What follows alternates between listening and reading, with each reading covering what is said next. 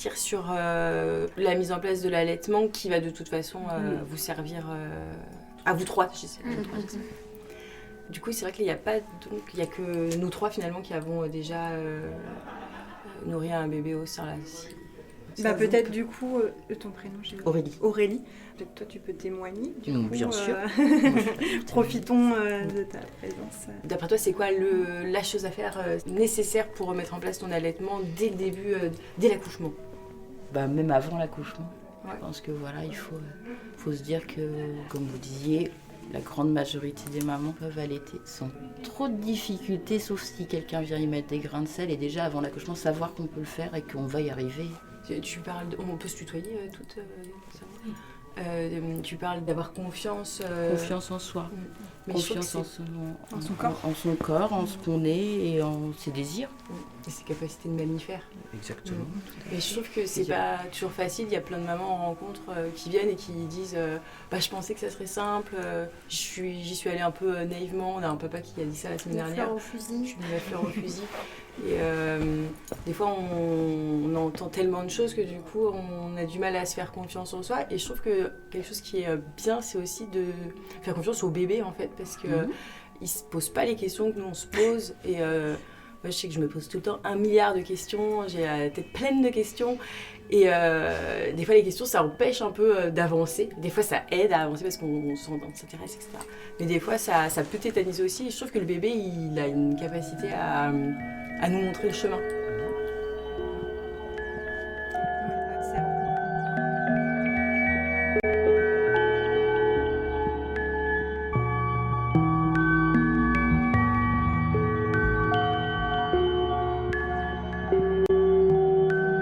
Alors je m'appelle Noémie, je suis bénévole à Graines de Parentalité. C'est une association rouennaise qui s'appelait SOS Allaitement auparavant et qui s'appelle maintenant Graines de Parentalité. On a été contacté par la doula Manon 19 de Parenthèse Féminine pour animer plusieurs rencontres allaitement sur le festival. Donc là c'était une rencontre un peu exceptionnelle puisque d'habitude elles ont lieu à Fécamp chaque premier mardi du mois. Il y a aussi une rencontre le 3e vendredi du mois sur Fécamp depuis... c'est tout nouveau, ça va être mis en place pour le mois de décembre. Et on a des rencontres sur tout le département. Il y en a à Rouen, il y en a à Malonné, il y en a à la clinique Mathilde de Rouen, au Belvédère de Mont-Saint-Aignan. Et en général, il y en a aussi à Saint-Lô, mais du coup c'est plus le département. Et en général, en fait, on met en contact, en relation des mamans, des coparents. Et l'idée, c'est de créer du lien, créer du contact, qu'il y ait un échange d'expériences et que ça permette un peu de briser l'isolement dans lequel certaines mères se retrouvent durant leur postpartum et ça permet d'apporter un éclairage sur les questions qu'elles peuvent avoir sur l'allaitement. L'idée de ce festival et de ce collectif, il est venu spontanément, on va dire. J'ai participé, moi, à un festival en juin de cette année, à Nantes, qui était dans la même couleur, c'est-à-dire c'était autour de la naissance, mais à une vision plus globale d'accueillir la vie, on va dire, avec une sage-femme à domicile qui a organisé ça. Ça fait 3 ans qu'elle fait ça, et donc là, j'ai décidé d'y aller, de vivre ça, et c'était exceptionnel. Et en fait, ça fait des années que j'attends qu'il y ait quelque chose de cette couleur, et ça se passait pas, donc j'ai dit, c'est bon, c'est moi qui vais le créer, tant pis. J'essaye. Du coup, j'ai envoyé un message à tous les thérapeutes et du monde médical et du monde paramédical que je connaissais, dont j'étais sûre qu'ils avaient la même vision de l'accompagnement global de l'être humain et pas hyper centré sur un symptôme. Et donc, du coup, ils ont tous répondu oui. Donc voilà comment on a monté le collectif. En fait, le collectif a été monté pour ce festival. C'est une première, le festival. L'idée, c'était, je ne voulais pas que ça ressemble à un salon. Les salons où il y a des exposants et des gens qui viennent. Je voulais vraiment reproduire ce que j'avais vécu, c'est-à-dire c'est des moments, certes courts d'1 heure, mais où le thérapeute a le privilège d'avoir des personnes qui viennent exprès pour lui, pour sa pratique, sa vision, Et il a le temps d'exposer et des fois de mettre en pratique ces techniques ou de faire passer un message qu'il a envie de faire passer durant cette heure. Et voilà, on a monté ça en 2 mois et demi, 3 mois. J'ai été la principale, la locomotive. Enfin, j'ai délégué plein de tâches et tout le monde a répondu présent. Enfin, c'était trop chouette. Ça a été fluide et grâce au Clos Soleil, donc en fait, c'est une des thérapeutes qui fait partie du collectif, Émilie, qui fait du Dien Shan, qui est thérapeute. Le Clos Soleil, mais c'est un lieu associatif, on va dire. Les locaux appartiennent à la ville et ils mettent à disposition de l'association. Et ils ont décidé de créer le lieu qui est en haut à l'étage, qui s'appelle des thérapeutes. Et c'est des thérapeutes qui proposent leurs soins à tarif social. C'est-à-dire qu'en fonction de ton quotient familial, tu offres un tarif défini en avance. Et en échange, ils ont un cabinet gratuit. Voilà, donc c'est un bon procédé. Et donc elle m'a dit, écoute, demande au Clos Soleil, je suis sûre que c'est leur vision aussi d'accueillir un événement comme ça. Et effectivement, ils ont répondu oui immédiatement. Donc c'était juste magique, en fait, ça a été hyper fluide, on avait le lieu, on avait les intervenants, il n'y avait plus qu'à créer la communication et la discussion. Et donc en fait, on s'est tous rencontrés au fur et à mesure. Je trouve que c'est un super festival que Manon elle a organisé parce que ça permet de lever le pied et de s'interroger sur nos pratiques et aussi les pratiques qu'on a héritées de nos parents en fait et les pratiques qu'on a un peu intégrées à force de les voir dans les films, les séries qui reflètent pas nécessairement la vraie vie en fait. Et je trouve que rencontrer des gens, des mères qui ont vécu ça ou qui sont en train de le vivre, ça permet de se remettre au cœur de ce qu'on vit, de l'accepter plus facilement en fait, de se dire il y en a d'autres qui sont dans la même galère que moi, il y en a d'autres qui sont passés par là. Lors de la dernière rencontre allaitement qu'on a faite au mois de novembre, il y a une maman qui est arrivée avec son bébé de 4 mois et c'était assez émouvant parce qu'il y avait une maman qui avait un bébé d'1 mois, une autre de 2 mois, elle de 4 mois et puis une autre de 5. Et celle de 4 mois, elle arrivait, elle était vraiment joyeuse, elle se sentait bien et elle disait je voulais venir ce soir pour vous dire, des fois ça va pas, mais là ça va mieux, ça passe. Et je trouve que c'est hyper de faire passer ces petites graines là en fait, ça germe après, en fonction de ce qu'on entend, ça résonne quand on est tout seul chez soi à donner une tétée à 4h du matin et que ça peut sembler difficile. Voilà, les échanges, ils sont primordiaux, je pense, dans une société où on a perdu des modèles, en fait.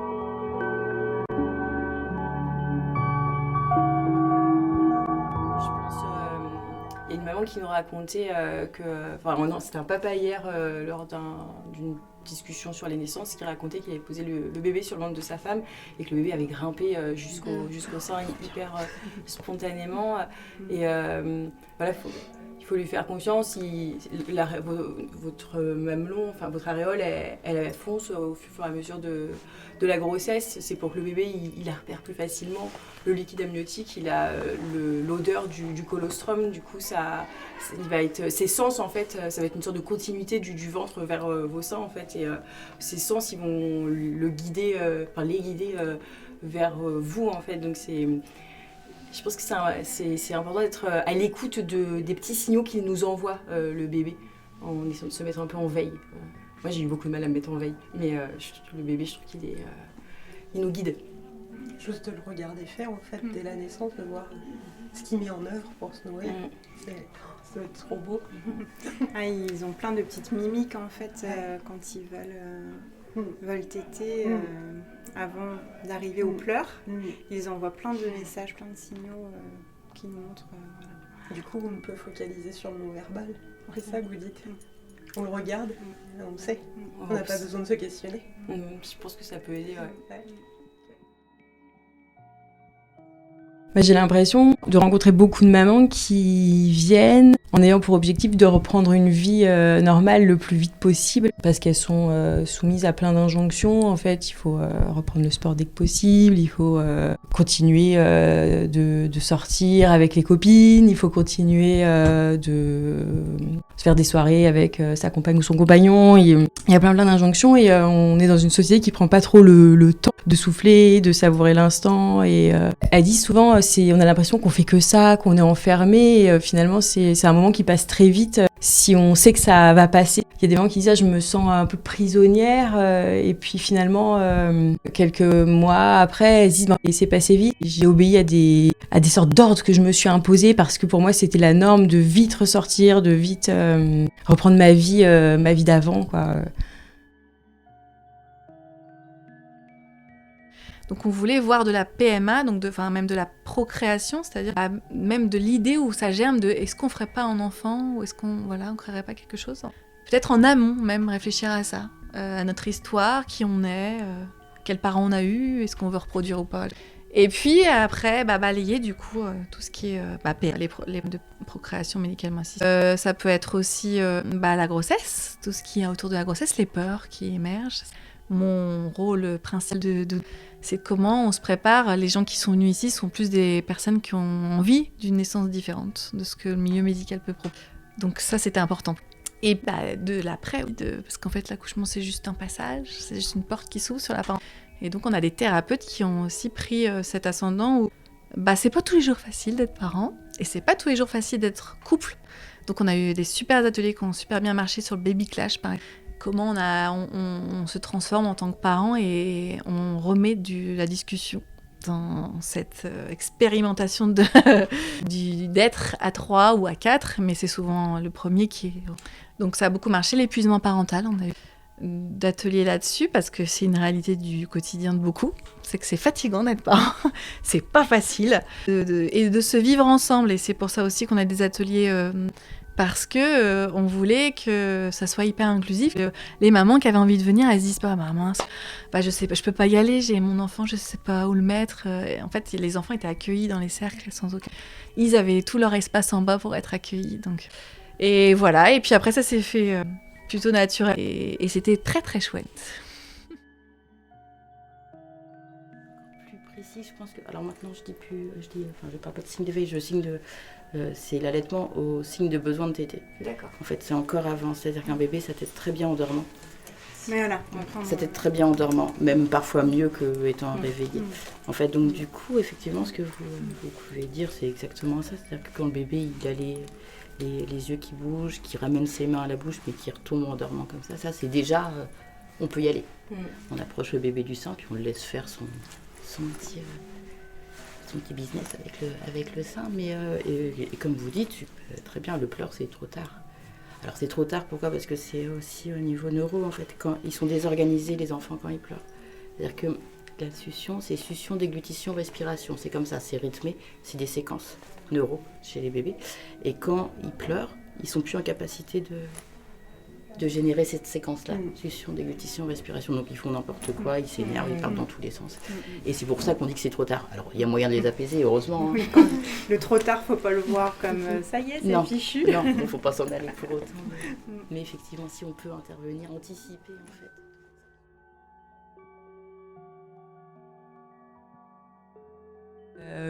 Moi, ça me fait vraiment archi plaisir chaque mois de retrouver des nouvelles mamans ou des anciennes, parfois des assistantes maternelles, parfois des grands, parfois des papas, des copains.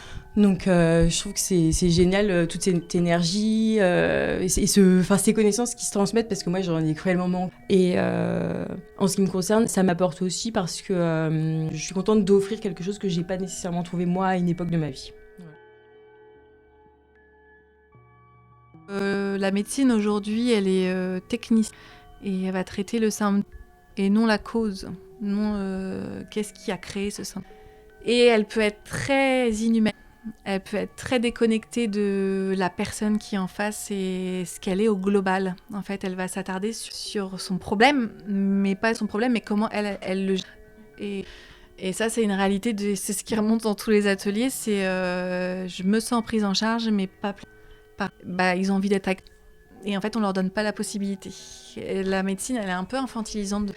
C'est pas pour rien qu'on dit l'effet blues. Je vois, moi, quand j'accompagne des couples c'est un de mes rôles, c'est de donner la pleine place aux coparents, qui souvent ne sait pas du tout s'imposer dans son rôle, mais aussi dans le respect des envies de sa compagne. Et du tout, c'est juste qu'on sait aujourd'hui que la médecine, c'est une réalité. On sait par exemple la PMA, ils n'ont pas 100% de réussite parce qu'il y a un élément, un facteur humain qui est inhérent à l'histoire propre de... Et en fait, c'est ça aussi, ce festival qui l'a amené, c'est quoi la bonne question par rapport à ma problématique. Parce que les gens veulent souvent des réponses, mais ils ne se posent pas les... Et en fait, c'est la ligne directrice d'un peu tous les thérapeutes, là, c'est de remettre les gens acteurs de leur... Et ne pas leur amener... Juste leur faire que ils ont la réponse en eux, en fait. On est juste leur offrir l'opportunité de découvrir leurs propres réponses. Il y a de plus en plus de lieux pour parler de l'allaitement, mais on est quand même dans un pays où l'allaitement n'est pas toujours favorisé. C'est des lieux que je trouve importants pour libérer la parole et puis permettre aux mamans de se sentir libres de poser les questions qu'elles ont et d'échanger. Effectivement, ça c'est sûr qu'il y aura une prochaine édition parce que c'est demandé par tous les thérapeutes. J'ai eu plein de thérapeutes qui pour rejoindre. Tout était booké, non. Mais effectivement, on ouvrira à d'autres thérapies pour les prochaines. Et je pense, parce que du coup, c'était aussi une volonté lors de la recherche de la ligne rouge, réunion, ça sera autour de la santé de la femme. Donc, pour élargir encore plus. Donc, on avait l'endométriose qui était évoquée sur elle, parce que c'est lié à la problème. Mais on aurait pu aussi évoquer le SOPK, on aurait pu évoquer les problèmes d'infertilité des rouges. Et du coup, ça sera la santé de la femme, parce que c'est aussi un vrai sujet. Et chez nous, c'est aussi un vrai sujet. Et donc, il y aurait beaucoup de choses à dire. Donc, ça sera la prochaine édition, ce sera autour de la femme.